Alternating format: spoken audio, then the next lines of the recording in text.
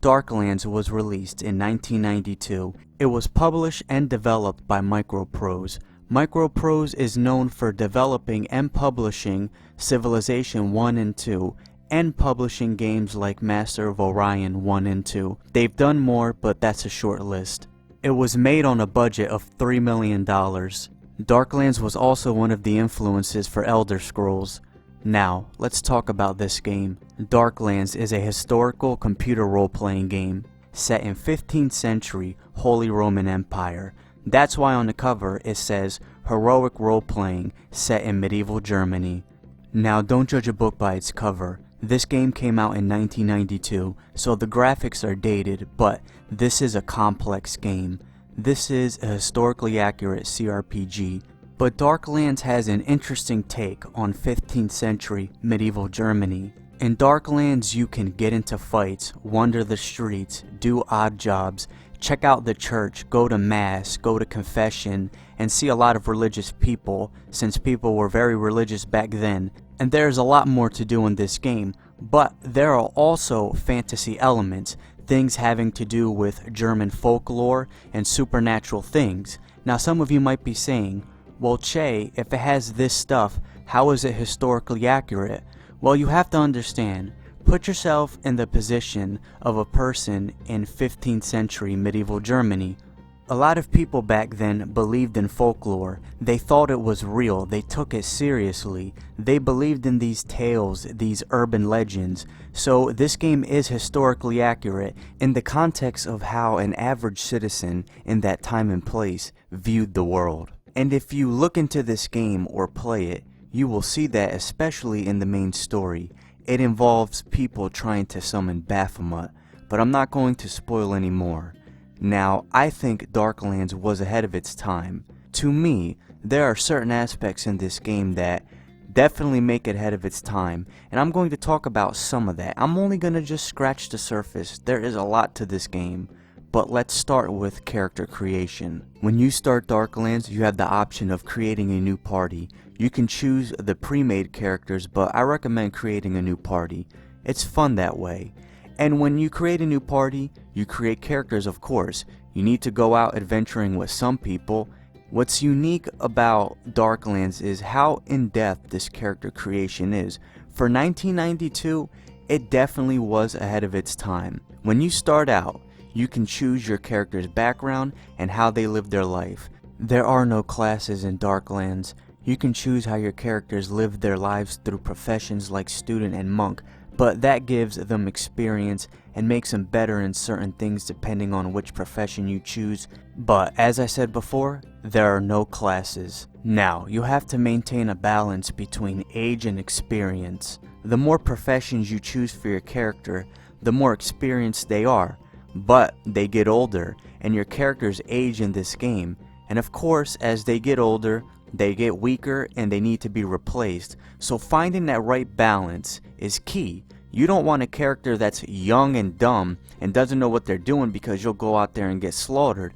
But you don't want grandpa going out there because he might have all the experience in the world, but he's going to die soon and he's going to be replaced.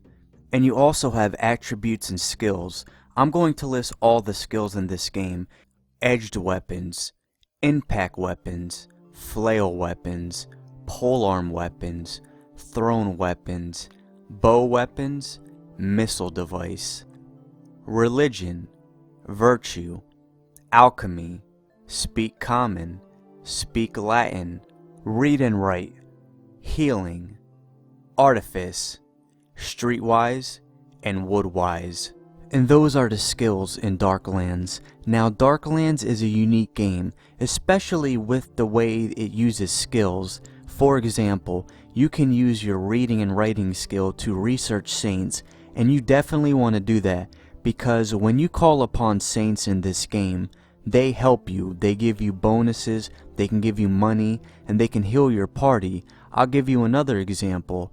Your speak Latin skill will help you in certain situations because you need to talk to people, and sometimes speaking in a common way is not going to help. You need to speak to them in Latin to get the information that you want. And that's just some examples. I am just scratching the surface of how deep this game can be. Darklands is ambitious, and it's very immersive. When you play this game, the attention to detail is really impressive, especially for a game that came out in 1992. The graphics are dated, but that doesn't take away from the research and how much time and effort they put into making you feel like you're in the 15th century in medieval Germany. It's very impressive, and Darklands is an open-ended game. It gives you freedom. As soon as you're done creating your party, you're thrown into the world. No hand-holding. You have to figure out the game for yourself. If you want to go out and explore, go ahead. If you want to try and pursue the main quest, well, you can do that. This game truly has freedom, and I don't think people understand how ambitious this project was. You have to understand that this game came out in 1992, and to pull off a project like this, especially with the technology at the time, it's very impressive, and I'll do my best to explain how impressive it is. There are 3 types of gameplay you will experience in Darklands. When you're traveling through town, going to the tavern, or going to the church talking to people, text pops up with a nice little art design in the background. This is like a choose your own adventure book. If you remember choose your own adventure books, they're books that let you pick a different path. For example, one page might say to go this way, for example, to jump off a bridge or to attack this enemy, go to page 63 and see what happens. Things like that. I've only read a couple of them, but this sort of reminds me of a choose your own adventure book. So when this happens in Darklands, you just read the text and you choose what to do. For example, right in the beginning of the game, after I was done creating my party, someone wanted me to kill some spiders for money, and I had 2 choices. I could do the job and get paid, or I can take the money and leave and not do the job, but that would contribute to a bad reputation. Now, when you get into a battle, this game has real-time combat. You can pause the game at any time during a battle and tell your party members what to do and watch it play out. And the combat in Darklands does show its age. It's not Baldur's Gate, but this did come out in 1992. But to see something like this for a game that came out at this time, it's pretty impressive, and I have to admit, I'm not the best at this game. I think I'm decent. I've been playing Darklands on and off for the past 9 months. Now, when you're traveling the world, there's this huge map, and you see your character walking. You can see towns and mines and random encounters that pop up, like you might get ambushed and you have to figure out what to do. There is a lot of depth to Darklands. There is a lot of things to do in this game, and I think that's where Darklands really shines. The character creation and its attention to detail are 2 things that really stand out in this game. Now, Darklands isn't perfect. When it was released, it was criticized for being buggy, and some people criticized it for being too ambitious and too open-ended. It just threw you into the game and didn't really give you a sense of direction. You had to figure everything out for yourself.